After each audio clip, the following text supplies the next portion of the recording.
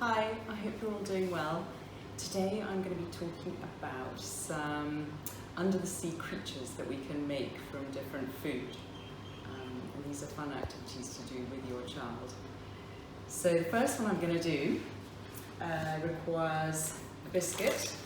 I've got some shortbread here in a rectangular shape. And I've made some icing. It's not homemade. I've actually used Betty Crocker and the vanilla variety, and then added a little bit of blue colouring. Betty Crocker, by the way, is absolutely brilliant if you are making gingerbread houses at the end of the year for Christmas. It just goes like concrete and holds everything together. And with this, so we just take a bit of blue icing and spread it on your biscuit. Your child can do this. Spreading is actually a very difficult skill to master, and the more practice your child has, the better. Okay, and then we're going to take some of these Pepperidge Farm goldfish that I've got here, for our little fishies. Put one there, and here. And then you might have something like this in your store cupboard.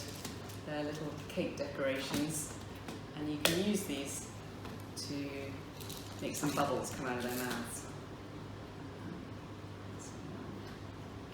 There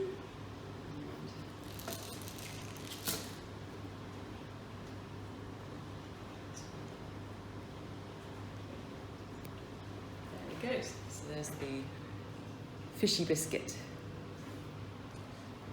Okay. The next one I'm going to be doing is sea turtle. I'm going to be using a cracker, but you can use any kind of cracker. These are Cars, a Ritz cracker, whatever you have.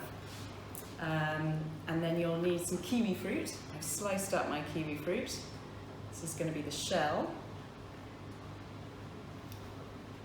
Then I've sliced up some green grapes for the turtle's flippers.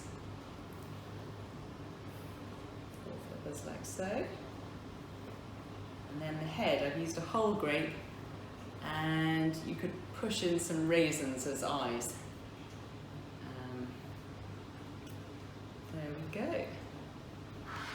There is your little sea turtle. And finally, cut up this apple earlier and made a crab shape,